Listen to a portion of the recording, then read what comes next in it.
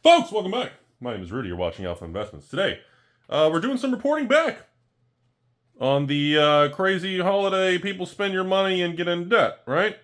So we're doing a just Magic the Gathering market update as we go through the craziest spending surging of the time. There's some fascinating data coming through.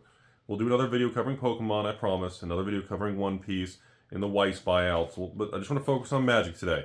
Doing the best I can for the videos. There's a lot of news and activity, and it's very difficult to keep up. The news cycle and the price swings are incredibly quick right now. So today, we're going to start with new Magic products all the way to, let's start with Bloomburrow, Dustmore, and we're going to go backwards all the way back to probably 2018, 2019. And I want to go through some of these things. So some of this was interesting. Some of this did not unfold the way I thought it would. First, Dustmore. Decent amount of activity in the play boxes and collector boxes. No major uptick. No price swings. Holding very stable. More boxes were listed. More supply came to market from LGSs and employees to lock in these sales. So because of that additional supply coming to market, we've seen no price swings in Dustmore and sealed product. Bloomburrow. Interesting one here. Huge uptick in demand, of course, of people buying Bloomburrow play boxes and the Bloomburrow collector boxes. Now, Bloomburrow collector boxes are still seeing all-time high, about $255, $265, bouncing around by the hour and day here, plus tax, of course, which I guess your 10% cash back cancels out the tax. So we're just going to say the flat price then. But biggest thing, 300 plus boxes sold on just whoa, that's a lot of collector boxes for a day or two on TCG Player flowing through. And this is still the weekend. We haven't even gone through Cyber Monday. Haven't gone through the Small Business Saturday. Haven't gone through Stepsister Tuesday. Haven't gone to Rudy repairing your house on Wednesday. This is, wow, okay? So we are seeing Bloomburrow still pushing highs. And again, remember folks, thank you all for the views. Thank you for the patron support. Remember, I don't have outside sponsors. Rudy's been canceled 17 times, so cancel, uncancel, cancel. I'm uncanceled right now. And remember folks, don't pay $140 for play boxes. Even with 10% cash back that undoes your tax, don't pay $140. Folks, we sell them for $116 shipped. All day, every Magic play box. Why are you overpaying $100 to $200 a case? I don't understand that. Taco basement system. Anyways, moving forward. I like money. Welcome to Costco. I love you. It's come on, make smart moves. Next, Thunder Junction. Talking about Outlaws, OTJ here. Play boxes, still $130 for Thunder Junction. And people spiking, people buying them at that. Collector boxes, again, Thunder Junction, sitting near all-time highs. All-time high in collector boxes for Thunder Junction is around 220s. We're 205 plus tax. So not much of an uptick or downtick. A little spike there of buys, but not much moving on there. Here's an interesting one, everybody. Assassin's Creed. The infamous thing that I've told you all since release, any Assassin's Creed under 300 was a good entry point. Assassin's Creed collector boxes. Over 100 collector boxes sold in 48 hours. Price point actually went down as stores use this as an opportunity and employees to list additional supply on TCG Player to actually sell the collector boxes. So Assassin's Creed, spike in demand, price reduction due to more inventory coming to market. Interesting, huh? Fallout! All-time high, ladies and gentlemen. Fallout cracks $700 for a collector box. It is what it is, folks. Nobody fucking has sealed Fallout collector boxes. I think I've got 6 boxes for future box opening. I don't have a large position of that, like Lord of the Rings Holiday or anything. No, I don't think Fallout can be a $3,000 to $5,000 price point like the Lord of the Rings special, because that's just a unique situation. But I want to add to you all, the Fallout collectors will break $1,000 a box. And I don't care about the prices. Serialized bobbleheads are a big selling point. There's just no supply. That's all it is. If you want some, I can't help you. Buy them online. Support an LGS. But yeah, Fallout collectors, they're going to go over 1,000. The supply is getting diminished. No additional supply came to market for the sale, and we are now at 700 all-time high. Fallout, I thought Fallout would be the number one, but that holiday special Lord of the Rings, man, they slapped all of us across the left nut. Okay, fun one. Carlo's Foreclosed Manor. Rudy the Realtor, also known as RTR, not Return to Ravnica, Rudy the Realtor actually removed the foreclosed sign from Karlov. Karlov is fully out of foreclosure. You ready for this? Play boxes of Karlov Manor. 120 plus tax. Full fucking recovery. All-time high. Karlov! Unbelievable. Unbelievable. That's the power of a bull market, folks. Remember that. That's the power of a bull market. Ravnica Remastered. Jumping back again here. More supply. This is another situation like Assassin's Creed. Stores that were holding back inventory. Now they're looking to lock in gains, lock in capital. Remember, Ravnica Remastered, I sold them at release to patrons for like, I don't know, $239 or some stupid thing. They're like $350 a box. It's from literally January this year. It's not even a year old yet. They're up, I don't know, 40% or some stupid amount. More supply of Ravnica Remastered collector boxes came to market. So we had a spike in demand for Rav Remastered RTR, Rudy the Realtor. And no price swing though, okay? I do believe supply will continue to dwindle. Ravnica Remastered, mostly because people don't have it. And the serialized chase cards in the set still are going to be a $500 plus collector box. I do have a position in that set because, again, I was betting heavy and patrons and you all just fucking told me to F off and didn't want the product. So I do have a healthy position in that. I do believe that one has a lot of room to run. If you want my advice, with a 10%, all the sales going on TCG Player, $350 for that. We're getting your 10%, removing your tax. I mean, I'm going to probably point you should probably buy that. That's a pretty good opportunity for a long-term collector holder. That's pretty tough to beat, everybody. I wouldn't sell them to you at that price. Okay, next, Modern Horizons 3. And Modern Horizons 2, Modern Horizons 1. MH1, 2, 3. Bingo. MH1 crashed through the 2-year bear market. There was no collector. MH1, the regular boxes, huge EV, hit a low like 150, 160 in the crash, back to about 220 plus tax. All-time high on MH1 is just under 300. So it is making a run back to all-time high. Most likely MH1 will hit all-time high as the market gets really thin. The price swings are going to increase. MH2, fetch lands, same thing. Not a huge price swing because more supply came to market, but they are pushing back up, pushing back towards their highs through the collapse that we went through for the 2-year crash. MH3, same thing, spike in demand, more supply came to market. We're not seeing, collector boxes are just under $400 a box, or just everything's just kind of sitting flat on that product right now. Great product, by the way, and give it time. It'll have to flush out a little bit longer, everybody. Now, Commander Masters. Yes, you in the back. Rudy, why are Commander Masters, the price tanked? Your stepsister last night told me it wouldn't happen. I know. She's slippery. She's a slippery little thing. Do I have a stepsister? I'm asking the wrong questions in life. Why don't I have a stepsister? If you don't move, they can't see you. Okay, folks. Commander Master Supply. Let me address that. Set and draft boxes of Commander Masters all-time high. Collector boxes have dropped about 20% from the all-time high, mostly because Amazon released some amount of Commander Masters collector boxes. Limit 3. They did like 180, 190 for a box. So right now, you're seeing a lot of LGS's individuals flipping those 3 collector boxes on TCG Player. You'll notice most of the listings that all these collector boxes showed up for Commander Masters. You'll notice all the quantities are like 1 to 3 listings because most of these people bought on Amazon. They're flipping it, making a quick $100 on 3 boxes. I don't blame them. It's $100 free tendies. Literally just flip it and do it. So that is a short-term dip. The Rudy advice on there. I already ran my sale. I don't have any Commander Masters collector boxes for sale. I sold them to patrons for, I don't know, $169, $79.89, $199. Right now, they're like $210-ish. That's a great opportunity to get in. Commander Masters collector boxes will pop back to $250 and probably break all-time high of $300. I understand there's only 4 packs. I understand Joel Lotus is banned. I understand your ex won't talk to you. That shit is going to happen. May make you unhappy. May make you, it's uncomfortable, but they're going to run back. Great opportunity to buy the dip on that product, mostly because you have a specific set of circumstances where before Black Friday, they had that little sale on it, and then people bought them. Now they're flipping, taking their quick $100 profit and free tendy. They're hitting up Chick-fil-A, and they're moving on. So great opportunity to buy the dip on that one. Same thing, Modern Horizons 3. Buy the dip on those things. We're not seeing any actual price swing or anything on there. Okay, now, next thing on here. People want me to cover ever since I did some box openings on March of the Machine, Epilogue, and Aftermath. Epilogue has jumped up to about $65, $70 a box. Still a good opportunity long term. Nobody's sitting on Epilogue. I think I'm going to run a patron sale on that product in the coming weeks or months, but I've got maybe 30 cases. It'll be like a little comment on the post. It's very small. I don't have much of it. Most distributors dumped it. It's gone. That's an interesting one long term.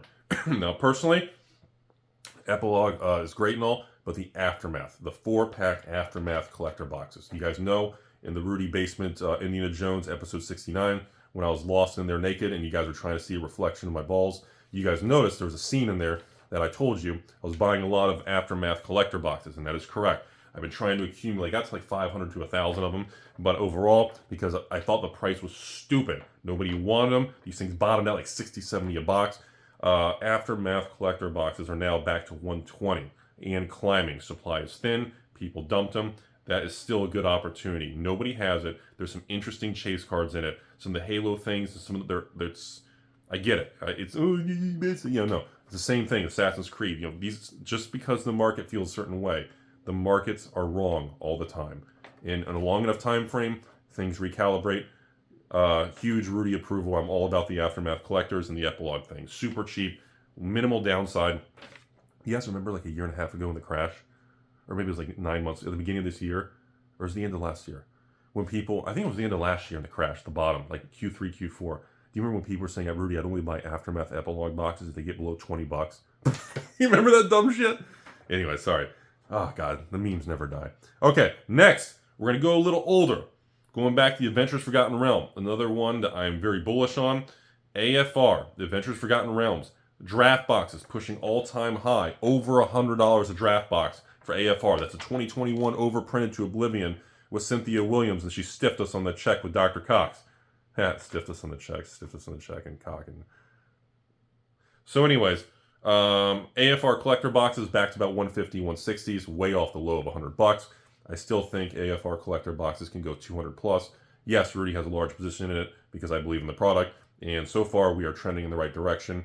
But I do believe as long as the bull market continues in 2025, which I do think is going to happen, AFR collectors have a huge runway. Same thing with the draft boxes there.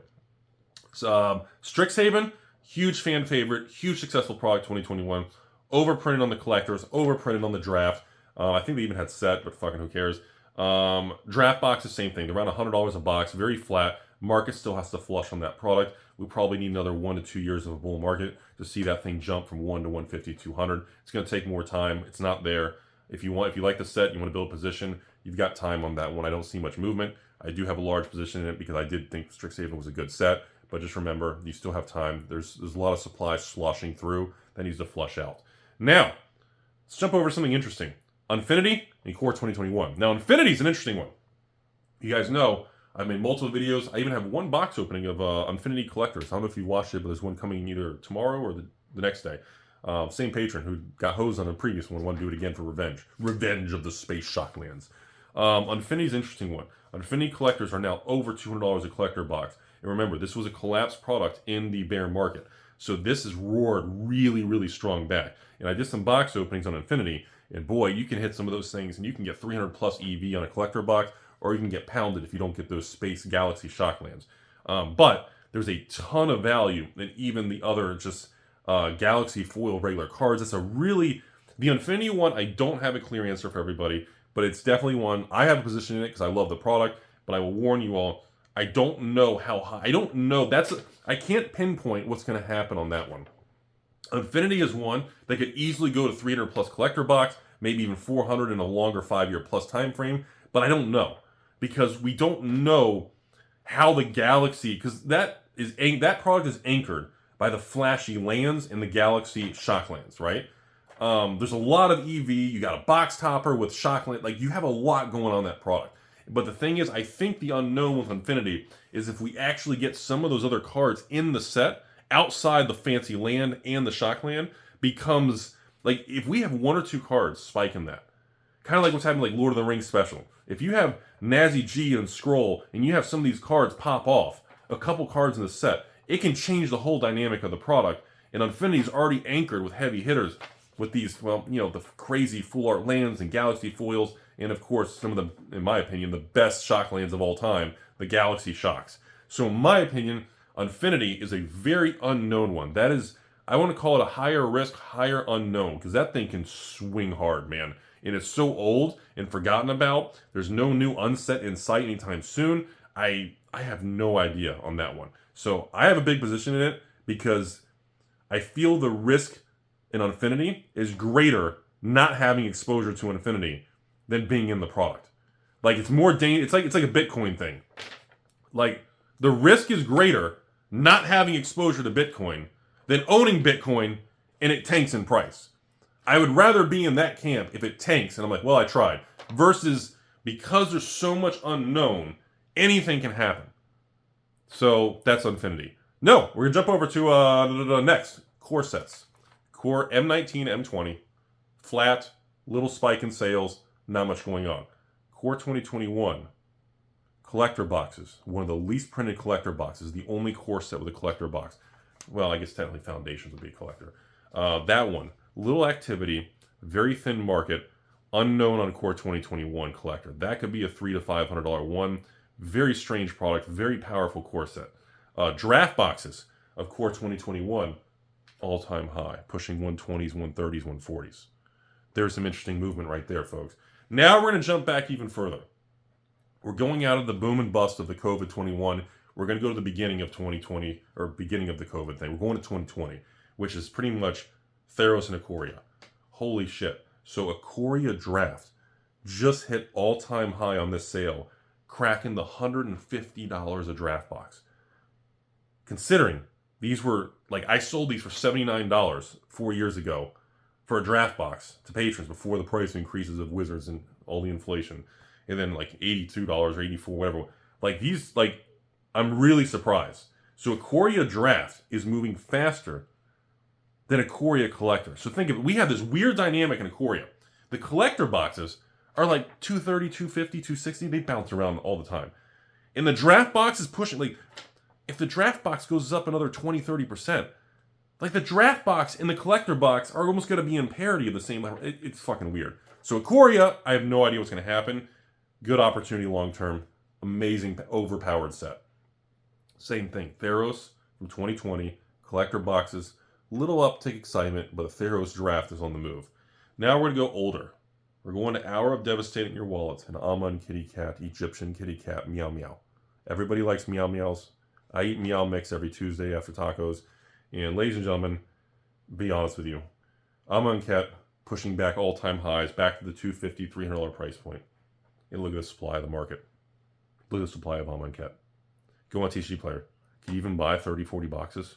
Or are you going to push the price to 500 to 1,000? Amun cat, that's an interesting one, folks. Hour of Devastating Your Wallet, same thing. Trash product collapsed. When I sold that to patrons years ago for $79 a box, I think 3% of the patrons probably bought it for $79. Nobody wanted it. Well, here we are, Hour of Devastation pushing 150 with very little supply on the market. Friendly reminder, folks, for those of you who weren't around a long, long time ago, Hour of Devastation was one of the few standard sets, similar to Rivals of Ixalan, that had a reduced print run due to lack of demand. They actually didn't reprint it, and it ended before it was even at a standard. They cut it off. So I remember having to pull that down from patrons while it was in standard because the supply was so bad. I'm sorry, the demand was so bad, the supply just got stuck. So interesting fun fact for those who weren't around 10 years ago. Okay. Other important things. Kaladesh back to $400 a box. That is an all-time high. Kaladesh at $400 is an all-time high. If you guys weren't around a long time ago, you'll remember before everything went stupid and haywire, we all lost our minds with Bleach on Black Lotuses, and we all had stepsister jokes and Rudy the Realtor and all this stupid shit that was going on. Kaladesh hit $400, and then we had the crash. You guys know I made public videos saying I will buy all Kaladesh boxes at like full market price. So in other words, if you sell on eBay for $400, after shipping and fees, you got, I don't know, $300 a box, and I was paying $320 a box for Kaladesh, and I bought hundreds of boxes. Worked out good. Market crashed. Kaladesh dropped back to $250. Well, we're back to the $400 all-time high. I do have my Kaladesh still from pre-crash, and I stand by what I said a couple years ago before the crash, and that is Kaladesh will be a $500 to $1,000 box. Kaladesh is one of the most unique lack of supply special boxes in this type of era. It was a very controversial thing at the time, and that was because Mark Rosewater said we're going to do lottery cards in every set, and that removes the special thing. I made a bunch of Rudy rant videos because if you do it over and over, it's not special anymore, but they didn't do that. They didn't stick with that, and sure enough, Kaladesh is a legend now. A few other small things. Conspiracies, Battle Bonds, God, Iconic Masters, Masters 25, Eternal Masters, slight upticks, but no excitement to report on. Feels very flat. I don't see an uptick anytime soon. I don't see a price change anytime soon. I don't want to use the term it feels like dead money, but it looks like a lot of these products from that particular era are flat. And I show no activity or no evidence that they will be increasing in price or tanking in price. They are going to remain in purgatory. Could be this entire bull cycle. We don't know. Or unless we get some other outside events that shift things, or ripple through the system, or single cards, or something to spark something, we are not seeing much excitement. And that goes with the same thing with you guys. You're going to ask me the War of the Spark, Guilds of Ravnica, Ravnica Allegiance. That 3 little block there, those 3 sets, no upticks, not tanking. War of the Spark is trying to go higher. Guilds and Allegiance, after the collapse in the bear market, are back to 110, 120 a box. We are not seeing any major movement in those products. There's not a ton out there. There's not millions of boxes or Palisade, but we're just not seeing the activity. The market does not favor those products. I've told you all many times in the Magic world, if you take the 30 years of Magic, we have the 90s vintage golden era of Magic out of favor. We have the 2000 to 2010-11 till we hit the Return to Ravnica, the Silver Age, that whole block. All of it's out of favor. None of it's skyrocketing in price. Very little demand. Even on the sale TCG Player, even the boxes and stores that have boxes from this era listed, most of all these sets have 0 sold, even in the TCG sale. Some have 1, maybe 2. There's no activity. Now we hit Bronze Era, which is after the RTR Print to Oblivion phase, if you guys remember that, which is 2012 to 2019. That whole Bronze Era there, no major activity. We have not seen any changes in that. Still out of favor. So to end this video, as you guys have realized, 2020 through 2024 remains the hottest market. I know, modern new stuff, just like Pokemon, that is the hot stuff. Hope you guys learned something today. That is today's update.